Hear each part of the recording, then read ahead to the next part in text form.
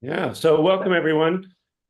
So my name is Charles Krusekopf. I helped to found the ACMS over 20 years ago now, and to create this Mongolia Field School. And I helped teach one of the classes in 2019, and I'll be leading a class that I'll talk a little bit about. It's not directly in our field school, but it is a field program that we're going to be running this summer for faculty from minority serving institutions and community colleges. So we'll go over that, and we'll go over some of the other ACMS programs and a little bit about the American Center for Mongolian Studies, who we are, and then go through each of the classes. And the instructors for each of the classes are here, and we'll talk a bit about the class and can answer any questions. So you can put at any time, you can put questions into the chat box, or raise your hand if you want to ask a question.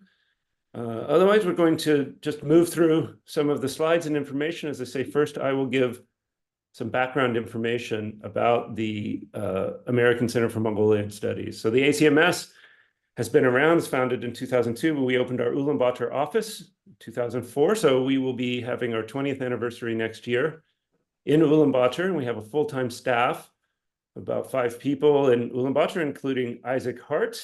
Isaac, you want to wave? Who's here coming in from Ulaanbaatar, joining us, and who's also one of the co-teachers of one of the classes next summer.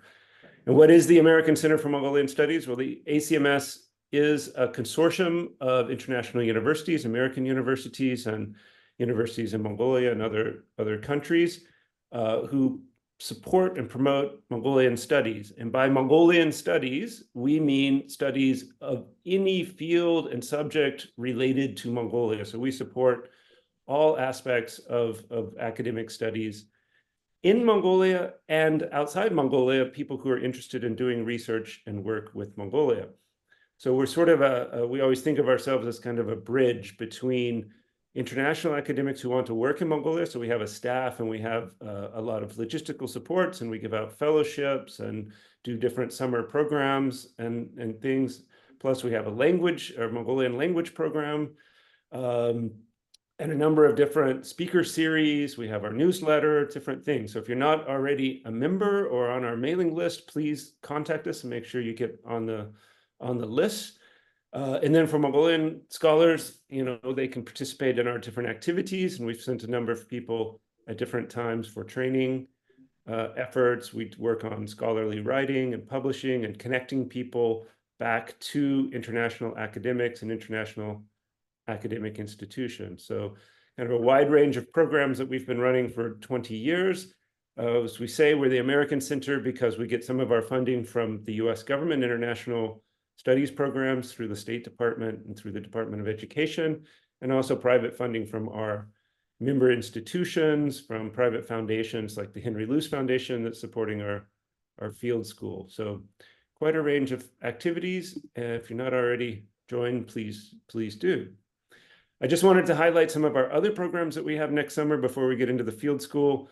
Field Research Fellowship. So we will offer a number of field research fellowships. We've done this for quite a few years now. This is American government money, so they restrict us to giving the money only to US citizens. So it's US citizens, but it can be citizens. You can be a student, undergraduate, graduate student, postdoctoral student. You can be a faculty member, or you can be someone who's sometimes in between, when they're moving between, say, being a master's student and a PhD, and you want to do some field work that would sort of carry over into your future studies. So we also, in that program, fund sometimes faculty-student pairs. So if a faculty member is coming over, perhaps they have their own funding, but they're looking for some funding to bring a student researcher along on their project. So this application deadline is February 15th. You can find the information on our website. If you have any questions about that, please let us know. We're happy to answer, and we'll probably do a webinar in January in more detail about our summer fellowship program specifically. The second one is our Mongolian language program. So we run both online Mongolian language program during the year. Some of you may know Tsermaa, who's in the picture there. with one of our star students. We run online, she runs online. I'm in the picture there too. That was just me before I got, that was probably like 10 years ago and 20 pounds ago. So then we run as well our summer intensive Mongolian language program. So we get a number of people who come and take our intensive Mongolian language program. That is a FLAS eligible program for people who are from schools that have the FLAS program in the US. You know what this is. And it's something that you can often get credit for the Mongolian language teaching and learning that we have. So if you're interested in that, we have some fellowships to support people for that program as well. Finally, we have a library fellowship, and this is something special because we have our own research library with over 5,000 books in Mongolia. So if you're in Ulaanbaatar, come by and you can see our library and our collection, which is mostly an English language collection on topics about Mongolia. And then we have a special fellowship because we've done a lot of training and work for training for Mongolian librarians. So it's sort of like, people who work in the library and research information field who are interested in doing projects and supporting the development of research and libraries in Mongolia. So that's an annual award that we have. Now we want to talk just briefly about a program that is a field course that we're running this summer, but it's together with our partner, the Council of American Overseas Research Centers. So we are, the ACMS is an American Overseas Research Center. We're part of a consortium of about 25 research centers in different countries all around the world. And through KORC, the council of all of these different centers, we run special programs in the summer that are funded by the US government for faculty and administrators from community colleges in the United States and minority serving institutions. The list of minority serving institutions in the US can be found at Rutgers University. There's a link on our website. So you can see if you're a faculty member at an institution, you're wondering if it's a minority serving, you can look it up there. They run a number of programs in different countries, and in the upcoming summer, we're doing our first program in Mongolia, which we hope becomes either an annual or biannual program that we would run every few years in Mongolia. This is a fully funded program from the State Department for American faculty from these institutions. So what is this program? We are running last summer in our field school, we had a similar course, and we're going to do that this time for these faculty members. Climate change and public health. What does climate change mean for the people of Mongolia? So I'm going to be the lead instructor on that program. I teach environmental economics, environmental studies, and I taught a few years ago in our field school class a class on renewable energy in Mongolia and the energy system of Mongolia and Northeast Asia. So we're to look at the two issues, both of climate change and public health in Mongolia, and then especially in rural areas, how the changing climate is impacting health and impacting the people's livelihoods, et cetera. So if you're interested in that, applications for this special program close on January 31st.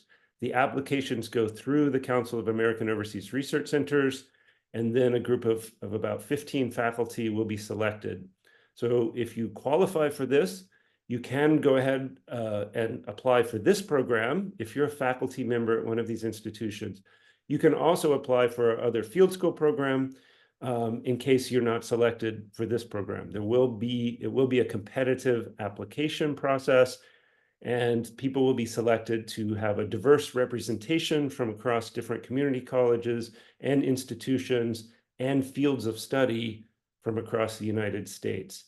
Again, the Council of American Overseas Research Centers is sort of overseeing this program, and then ACMS is the delivery host in Mongolia. Now, our regular field school, which is the main topic of our webinar this evening. So the field school is something that we inaugurated in 2019 with the support of the Henry Luce Foundation. We had to pivot the terrible year of 2020, And 2021, we had to do an online field school, and then we've been back in the field for the last 2 years in 2022 and 2023. So you can see a list on our website, links to the different courses that we've had in the past. As I said, I taught a course on renewable energy, and in that summer, we also had an archaeology class, and we also had one on migration between urban and rural areas. For 2024, we have 3 courses that you've probably seen. The courses are offered, the sessions, the way that the timing fell this year, we're going to do 2 different sessions, we say, in July and then in August. So you can take a course, the course in the first session and a course in the second session. Or you can take just one course in either of those sessions. If you're interested in staying on in Mongolia and traveling, for example, before or after, you can let us know as we work through your application and talk with you. We can connect you with some travel companies or help you plan your trip to Mongolia before or after our session. You also can think about doing something like our field research fellowship that I mentioned earlier, or our language program, and potentially doing one of our field school courses. Our field school, and I teach at a university that's for mid-career students. All of my students are adult students working full-time. And our field school in the ACMS is open to anyone at any age and stage. So we've had people from 18 years old to 75 years old participate in our field school in the past. So it's for students, undergraduate, graduate students, postdoctoral students. It's for teachers and faculty members from K-12. We've had a number of K-12 teachers. We've had a number of faculty members from different institutions who participated, and other people, anyone who is interested in being a lifelong learner, coming out, doing a really interesting, unique opportunity to both learn through an academic course and apply some academic skills, such as field interview techniques, and learn about archaeology, while also having a cultural experience with some very, very wise and experienced guides. And our program is together, where we both will have Mongolian participants and international participants taking the course together. Okay, our courses for the coming summer. First, we'll have a 1-week-long course called Horses in History that Will Taylor and Isaac will talk about in a minute, how Mongols and their horses reshaped the world. Then we have 2 courses that will run sort of at the same time. The Hustai National Park course, which we're really excited. We have a set of biologists and park people from the Hustai Park who will be talking about managing biodiversity in the park and in the lands around the park, and introducing a number of cultural elements as well. And then Steppe Ethnographies, mobile pastoralism, cosmology, and development in rural Mongolia, in which Ariell and Monk-Erdene will be taking you out to Byambadorj province, and you'll get really immersed, get to live and stay with herding households and participate in everyday life, and really see and learn about that lifestyle, how it's changing, what some of the challenges, some of the joys and opportunities, and really experience Mongolian countryside life in its full glory. So, as I say, you can take one course from session 1, one course from session 2. You can also potentially do one of our field research or summer language fellowships, and then do one of these courses as well. How big are the courses? Well, the courses will have, let's say, 20 to 25 participants. That will be a mix of both international participants and Mongolian participants. I try not to use the word students. As I say, there will be students, but there will also be people who are not directly students. You'll all be studying together in the course. The language of instruction is English, so you do need to have a high level of English in order to understand. We will have translators who will be translating while we're in the field to help, when we're having interviews and discussions with local people, with officials in the field. Previous experience with Mongolia is not required. We've had people who are very experienced, had a lot of time in Mongolia, but maybe they want to see something new. Maybe they've been working in a different area on mining projects in Mongolia, and now they want to learn more about horses. So that's fine.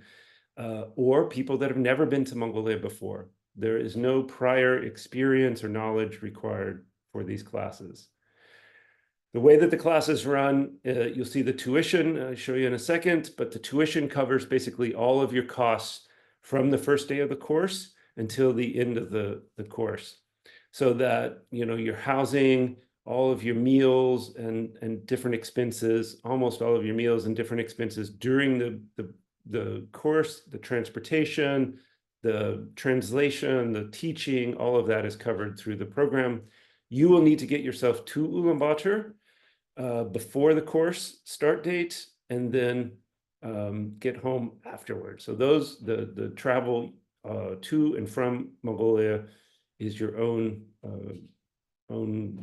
organization. We can help you. We can help you as, again, if you want to do some travel, or we'll help through picking you up at the airport, taking you to a hotel, helping you arrange a hotel or a place to stay in Ulaanbaatar. Our office in Ulaanbaatar is really there to take care of you and help you out through your whole program. We will travel together as a group in the countryside, and you can see we'll stay together in these ger camps and different places in Mongolia. So because the first course is just a week long, the tuition is $1,750 and $3,500 for the second session, and it covers all of those field costs during the program. Mongolian participants have a different sort of fee schedule. You can see it online. We have fellowships that are available, and the overall program is supported by the Henry Luce Foundation. So we definitely want to thank them for their support for the program. And these fellowships of $500 to $2,000 will be available for people who apply and request them by the priority deadline, which is March 30th. Now, if you want to know earlier, when you submit your application, we will be doing these on a rolling basis.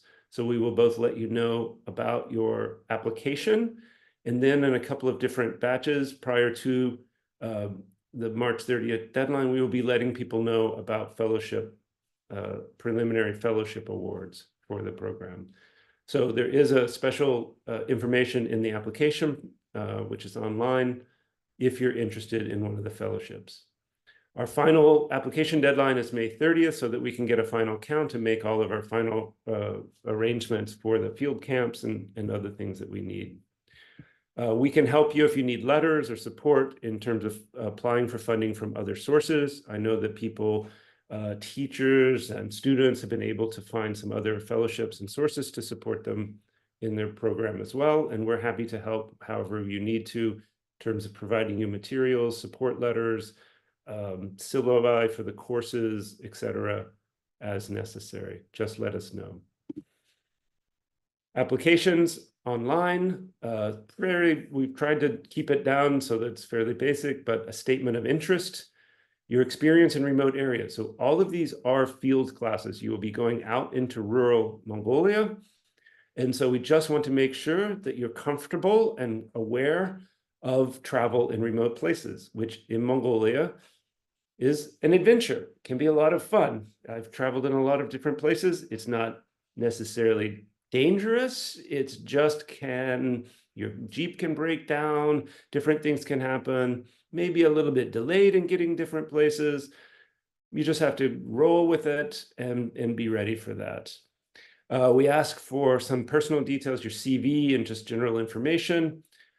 Students, particularly, if you want to submit a letter of recommendation, you can. That's optional as part of your application. Fellowships, as we say, we will be looking, and for those who request them, we will look and make a preliminary fellowship award after you submit your application. We need to know those by March 30th so that we can allocate the fellowship money and get a better sense of how many people are attending and what the fellowship allocations have been. Sometimes people ask us about academic credit. So we're not a formal academic institution to offer the credit. Most people have gotten academic credits from their home institutions. So you can talk with your home institution about getting credit, like a independent study or field study credit. And we can provide, again, syllabi or other things to help you out with that. We are exploring some options to get credit through some universities. If you're particularly interested in receiving academic credit, and I know, for example, for American students, you need to get it certified that it's a 6-credit course sometimes for financial aid.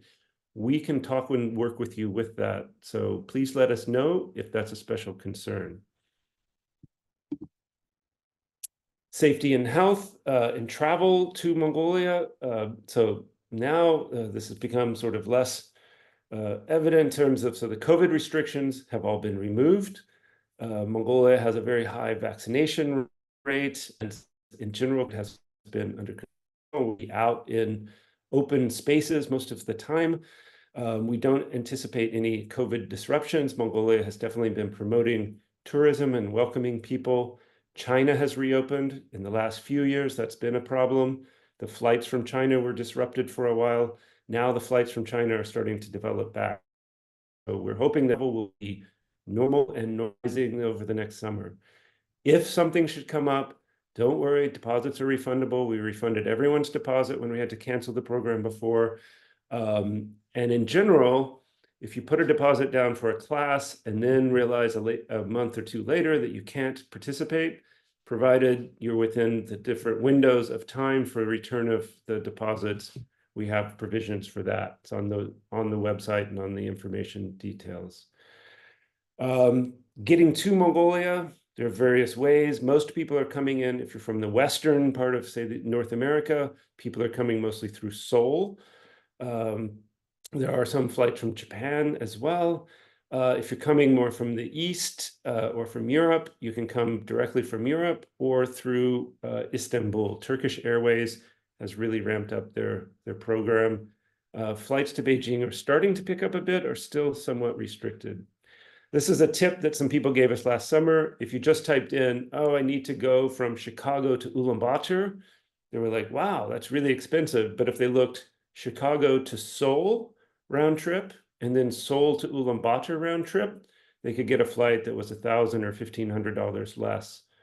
So you might want to look at looking at the flight legs separately and play around a little bit with the flight prices.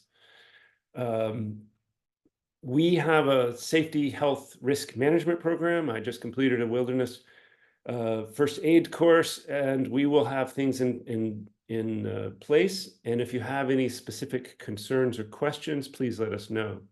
I will say that, when we're going to be traveling in remote areas in Mongolia, different types of disability access may be somewhat limited, and we will be some distance away from hospitals and medical care in some situations. So therefore, if that's a concern, we can talk with you about your situation and just let you know what resources would be available, and you can make some decisions. Everyone will have their own travel insurance, and we will have emergency plans in place. Our travel in the countryside, this is just sort of this is the type of ger camp we say, the camping in the yurts in typically established tourist camps where we stay, and just some of the views. You definitely will be riding horses, potentially camels, visiting people in their tents, really getting a real feel. This is a field research program. You'll be getting out into the field in Mongolia. As you say, it's really a unique opportunity because you will be going with experts. So you're about to meet the experts, and they're going to tell you a bit more about their different classes. So with that, I will turn it over to Isaac and Will, who can tell us about their course on horses and history.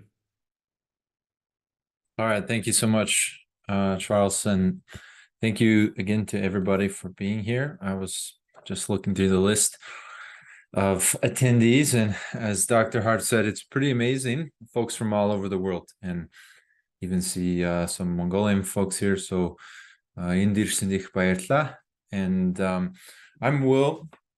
I am a professor of archaeology here at the University of Colorado, and my interest and experience is mostly focused on understanding horses and people in Mongolia and the steppes of Eurasia. And this course is going to be kind of fun.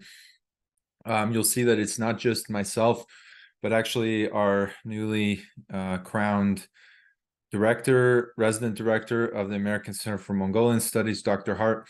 Isaac and I have been working together for around 6 years, conducting archaeological field research in Mongolia. And it's not 100% confirmed, but I think it's highly likely that most of our journey will be joined by one of the world experts, Mongolian archaeologists, who I've been working with for 12 years, Dr. Byambadorj. And so this is a special group of folks, 3 relatively elusive archaeologists on a pretty short program here of about 7-8 days to go through, kind of situate folks in an understanding of Mongolia's really unique and important horse culture, and kind of tour through the archaeology and the history of how that relationship came to be and the ways that it impacted the ancient world. So actually, if I can, I'm going to try to share my screen because I tweaked the slides a little bit. Is that permissible, Charles or Isaac? Let me try. Yeah, if you have the ability, if it will let you do that. Oh. All right. So I did it. I tried. Can you all see this okay? Yep. All right. So you can see that I've fiddled with the title and some of the images here a bit, but basically, for anyone who's spent time in Mongolia, you know that we have the world's most vibrant, or at least one of the most vibrant modern horse cultures. I mean, evidence for it is all around you, right? In daily life today. But this field school is really going to explore how that came to be and the ways that it impacted the rest of the world. And we're going to start by visiting some of the most incredible archaeological sites related to early horse domestication and ancient horse cultures in the world. And so the field school is going to start off with a little bit of kind of framing. We're going to kind of show you some of the, museums and get some kind of base introductions, but then we're going to get out into the field and we're going to tour through the earliest chapters of Mongolia's relationship with domestic horses, visiting sites, some of the largest and most impressive sites of the Bronze Age. So these are sites that are more than 3,000 years old. And while they're sort of known and titled for their beautiful, carved stone and burial mounds, in fact, what we're going there to understand are the horses that accompanied them, right? And these are, places where we see, archaeological burials in the running from a few to a few hundred or even a few thousand horses, individual horses that might have been sort of brought to these sites at a single moment. And so this is going to be a pretty special experience. And Dr. Byambadorj in particular, not only is he one of the world experts on these sort of second millennium earliest horse cultures, but he's actually from the area that these most impressive sites are located. So that's going to be a special treat. If you read the news this week, you might have seen the growing understanding that Mongolia played an incredible role in the rest of the world's horse story. So some of the equipment that we use today here in Colorado, for example, looks like may have been innovated actually for the very first time in the steppes of Mongolia, 1,600 years ago or more. So we're going to talk about and explore some of that history. We're also going to visit, sort of the central places of the ancient world in the heart of Mongolia's steppe. So this here is a contemporary monastery built at the site of the ancient capital of the Mongol Empire.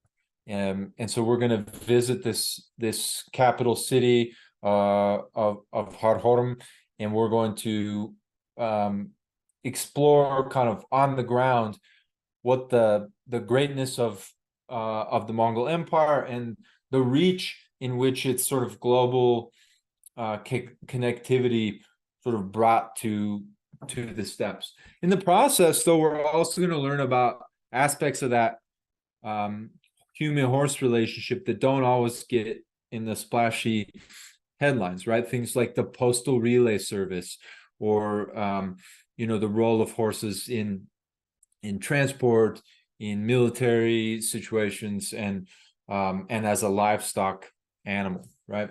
So we're going to try to trace this story from the earliest threads through the modern era. And in fact, one of the coolest things we're going to do, don't expect any ancient ruins. We're actually going to visit the site of a 20th century, probably what might have been the world's last functioning kind of horse-based postal relay or pony express type system, which ran through Mongolia in some areas well into the middle of the 20th century. And so we're going to visit a friend of mine whose family used to run one of these in Usukhjargal province in northern Mongolia.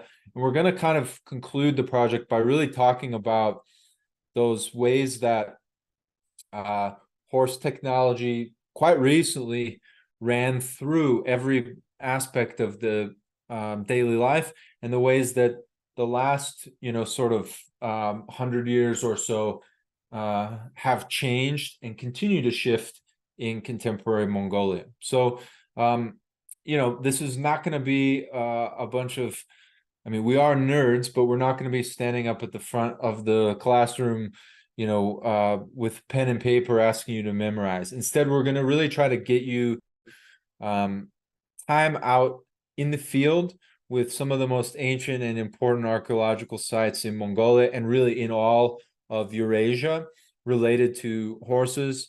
We're going to try to understand the ways that relationships with horses changed across the ancient world in terms of technology, social roles, and then we're going to have a conversation about how that those roles are changing today. So hopefully by the end, you'll walk out of it feeling like you really understand the threads of the past that are alive in horse culture in Mongolia today. And if you're like me and coming from a background of kind of horse culture of your own here, in the US or wherever you're from, you might come away from the program understanding the threads that even link you and your experience back to these, earliest chapters of the story in the steppes. So I think that's the basic overview of what we're going to do. Like I said, if you don't come to hear me ramble, come to hear Dr. Hart and Dr. Byambadorj talk, folks that really understand important aspects of culture, of environment, and the incredible interplay between these two things. Okay. I see there's a couple questions, but I think they've been answered about eligibility in the chat. Are we going to just move on to the next program, or do we want to open it up? If nobody's posted any questions, let's see, what's next on the list? I believe that will be Tsermaa's Hustai National Park, managing biodiversity in the home of Mongolia's native horses. Let's see, where does my share screen button? Can you see this? Oh, Tsermaa started sharing. Okay, great.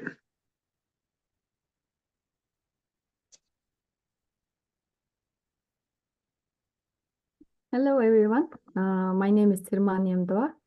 Today I'm going to talk about Hustai National Park, managing biodiversity in the home of Mongolian native horses field school. The field school will take place between July 29th and August 11th. First, I will provide a brief introduction of our 6 instructors. Now, let me introduce myself. I work as an instructor in the Department of Public Administration, National University of Mongolia. Also, I'm a PhD candidate in Natural Resources Resources and Sustainability Program, University of Alaska Fairbanks. Currently, I'm completing research on the implementation of community-based natural resource management principles within the buffer zone at the Hustai National Park, Mongolia. Dr. Usukhjargal, would you please introduce yourself? Hello everyone. My name is Usukhjargal. I am wildlife and wild horse biologist, research and training manager of the Hustai National Park. The Hustai National Park is the reintroducing Biodiversity horse since 1992 until now. It means the 31 years, and I'm working as a biologist in a Hustai since 2002 for 21 years, and my bachelor study about the breeding success of the Mongolian steppe ecosystem, the raptors, and master thesis about the large jungle age management and protected areas management of the central Mongolia, and PhD topic about the population dynamic and influencing factors of the Biodiversity horse in a Hustai National Park. And I'm happy to organize and participate this summer school in our national park. And for the national park is close to Ulaanbaatar, the 50,000 hectare.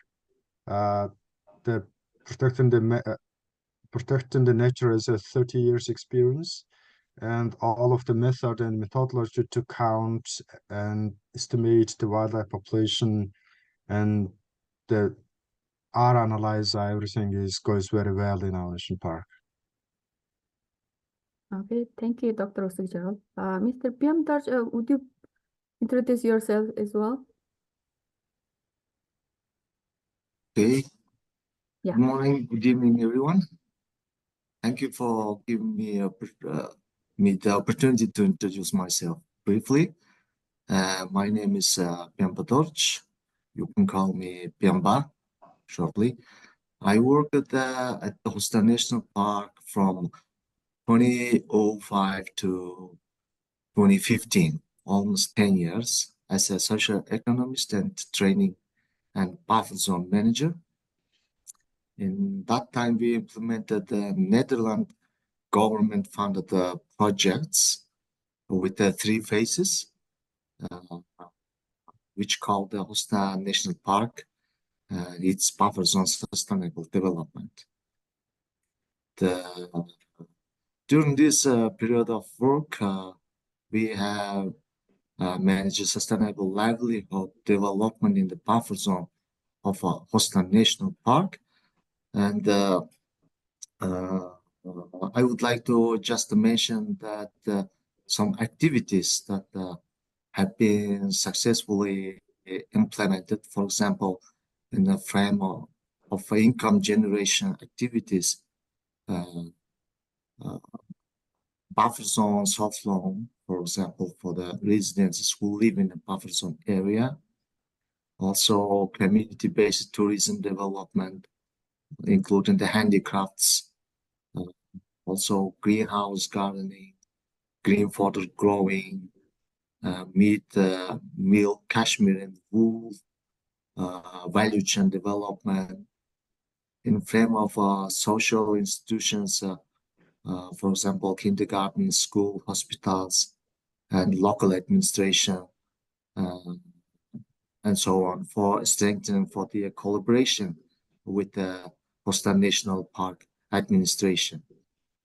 In terms of environmental challenges, for example, in pasture degradation around the Hustai National Park, including, of course, pasture carrying capacity and its management, how to manage, how to understand, how to make a decision, and how to come to the same page of the understanding of the pasture. The above mentioned all activities were for the mitigate the negative impact for the Hustai National Park from the other sites. Now I have been working in the environmental and agricultural of sectors as a leader of the 2 private entities.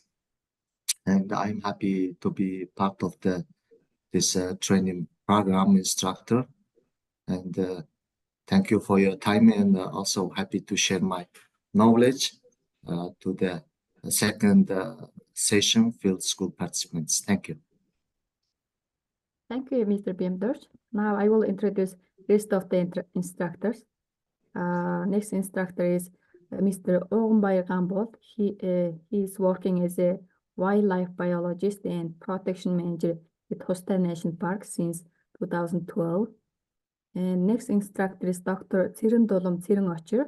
She works as a botanist at the Hustai National Park, Mongolia. Then we will have an assistant during the field school. Mr. Patsaya Tsokt will play assistant role. He has been working as a wildlife and wild horse biologist of the Hustai National Park since 2019.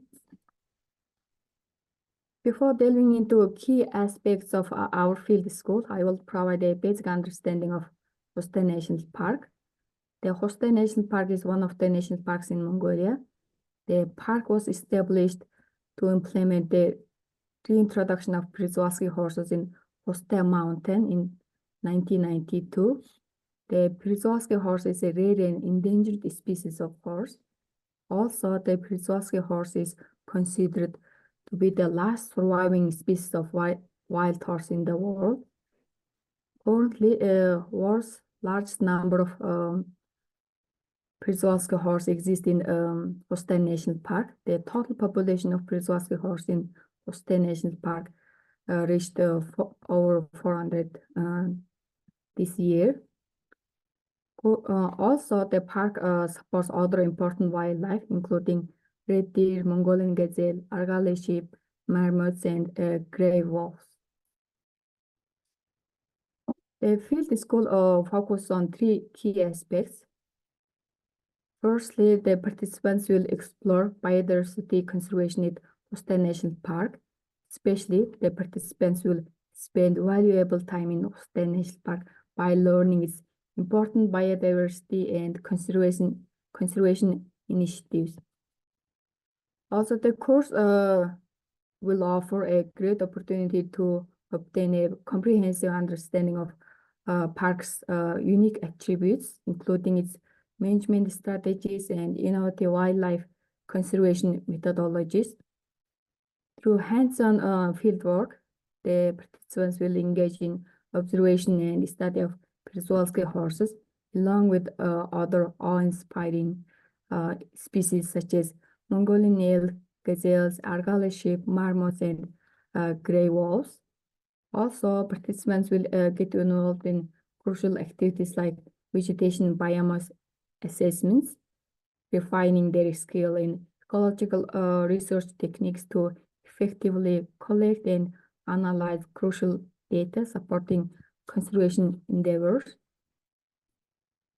The second key aspect of our field school is community-based conservation. Through exploring the concept of community-based conservation, we will examine its profound implication within both the park and its adjacent buffer zone area. Also, we will witness firsthand the positive outcomes of sustainable resource management on local communities' livelihood, including herders, by visiting local enterprises such as eco-tourism enterprises, community-scale cheese factory, and sustainable sea buckthorn horticulture operations. Additionally, the participants learn about how community-based rangeland management has been implemented within the buffer zone and the importance of implementing community-based rangeland management within the buffer zone. The third crucial aspect of our field school is related to Mongolian traditional culture. This expedition will also transcend scientific exploration, offering a rich cultural immersion experience. Participants will take place in traditional festival, visit the Gantulga Monastery, and explore the Mongolian National History Museum. The course will provide the participants the essence of Mongolian ancient traditions and heritage by making participants to engage with older families, along with practicing cultural activities like horse and camel riding, traditional food making, and participation in traditional games as well. At the end, participants will witness innovative solutions in action through a visit to the Mongolian Munkh-Erdene project, showcasing a traditional approach to combat certification and conserve vital rangeland. Any questions?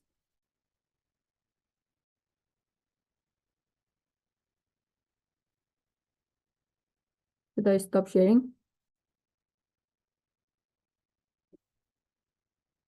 Looks like no specific questions are rolling in. So we'll of course we will have some time at the end of this for more questions.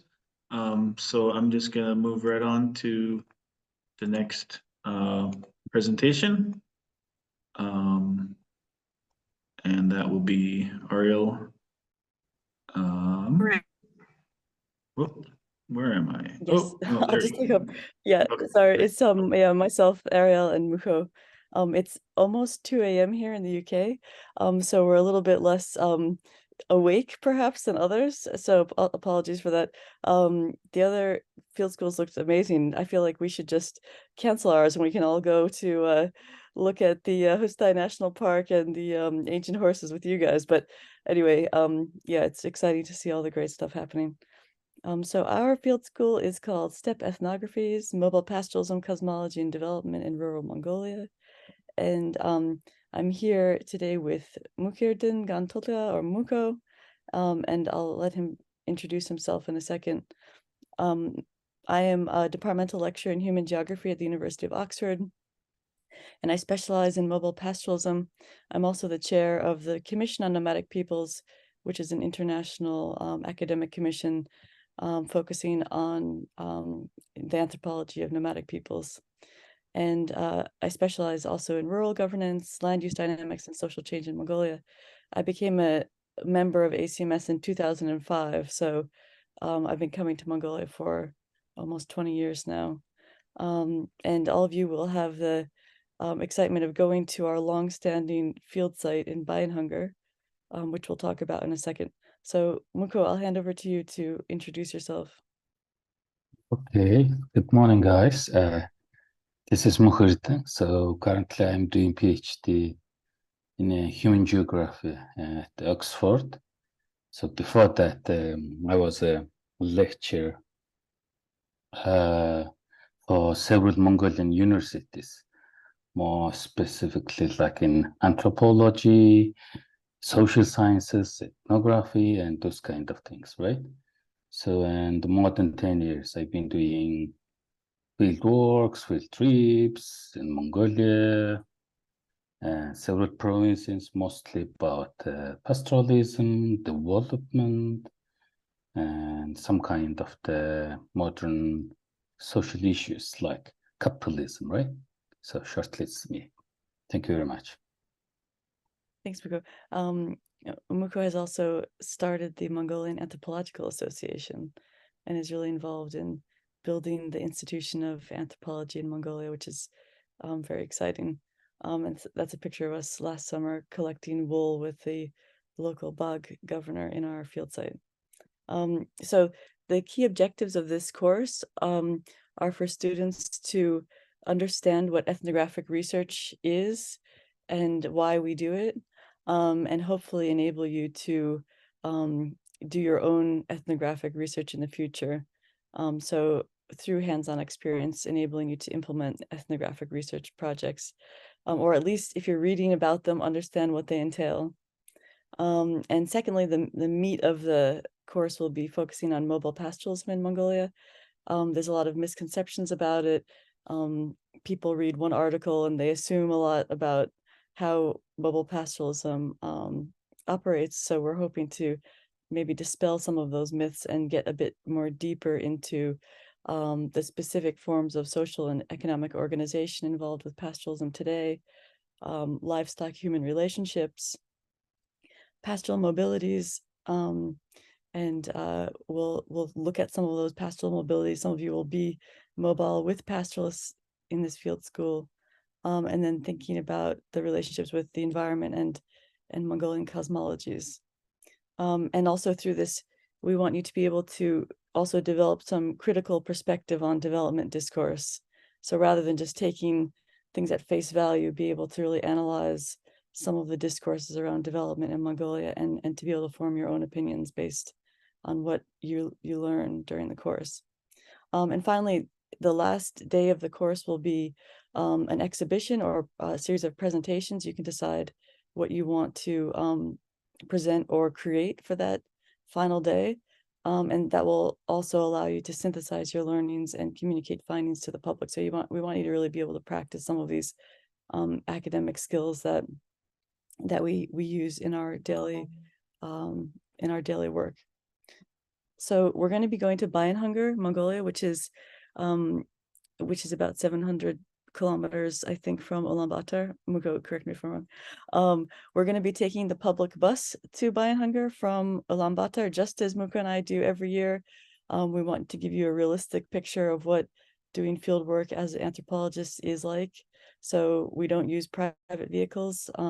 So be ready for a 10-hour public bus. It in itself is a cultural experience.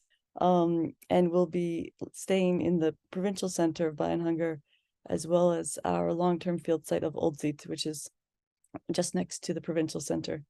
So we'll be able to go back and forth between these locations to give you a real sense of how the province figures into herder lives, including school systems, markets, some of the more governance related elements. And then we'll also be spending time, basically these pictures are from our field site. So these are where we're going to go in Oldzit with herders doing homestays, where you will also be herding livestock, learning hands-on what summer pastoralism in Byambadorj looks like, because all herders are in their summer camps at that time alongside this main river. So Oldzit, as I mentioned, we're going to be traveling by public bus, and we'll be doing homestays with our host families that we've known for many years. It's going to be an experiential learning experience, so prepare to be hands-on. And within this, there's a warning that the infrastructure capacity is a bit low. So if you are uncomfortable with not having a shower for several days, or having your own private room in the countryside, then this might not be the trip for you. So that we can talk to you more about that in detail to give you, to help you understand what to expect with this course. And I think that's it. So if you have any questions, feel free to ask. This is a picture of the market that we're hopefully going to visit in Byambadorj, where Mukho was drinking fermented horse milk with one of our local herders as well. So I'll just stop there and let any questions come out.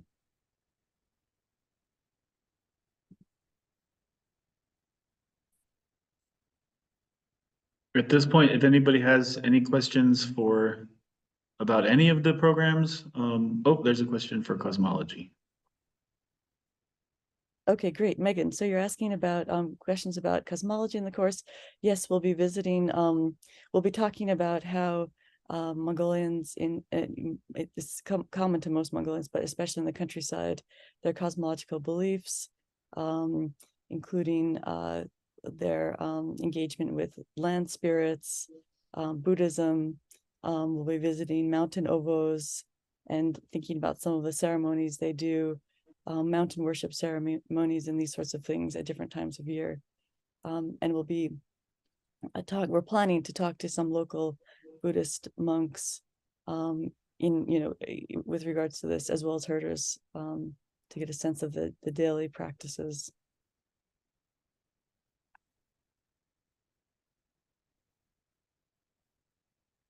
Yeah, Mukho, feel free to jump in at any time if I forgot anything. No, it's okay.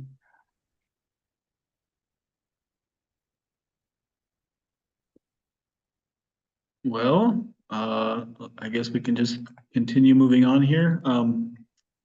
Anybody can continue to feel free to ask questions in the group chat for the last couple of minutes. I'm just going to put up some details about communicating with us.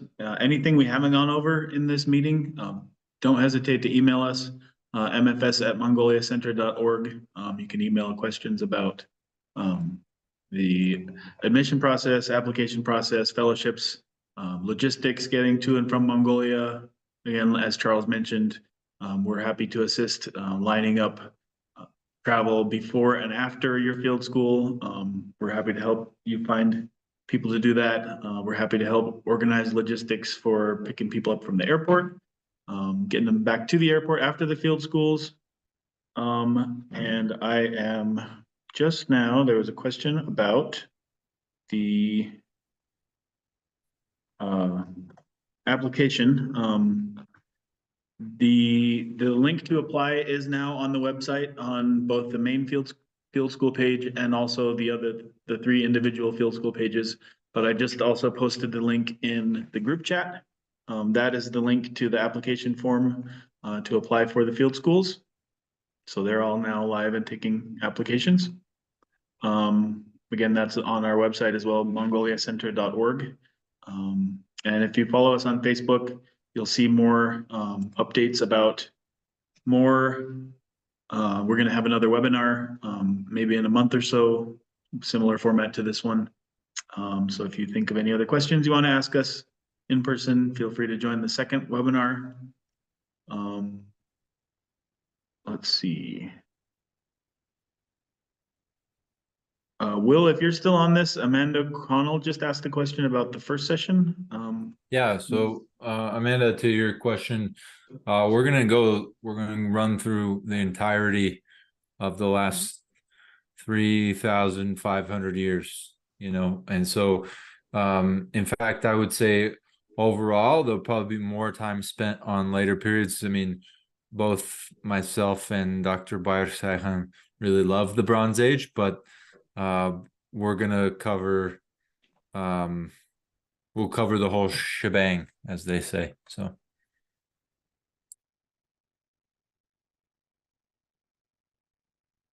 you can also see past versions of this webinar that we've held in previous years on our ACMS YouTube page. You can see maybe there might be some questions that students have asked that you might want to know the answer to as well. So feel free to go peruse our past webinar videos. And trying to advance my slide here. I think unless anybody has any more questions to throw in the chat, I think we can wrap it up. But Leonid wished us Merry Christmas and Happy New Year, so I guess we can wish one back. Thank you, Leonid. Thank you. Yeah, there's information to sign up for our monthly newsletter here. We have a lecture series that we run here in Mongolia and on Zoom. Follow our Facebook page or YouTube channel. You can follow our X/Twitter, and we're also on Instagram as well. And like I said, this video will be posted on our YouTube channel pretty soon. So if you missed anything in here, it will be available. And we will send the link to the video to everybody who signed up for this webinar. So I think that's about it. So thank you for everybody. Thank you to everybody for participating. Thank you to the instructors, especially those of you who had to get up at 2 o'clock in the morning for this. Merry Christmas and Happy New Year, and have a nice dream. See you soon. Happy holidays to everybody. Bye. Bye-bye.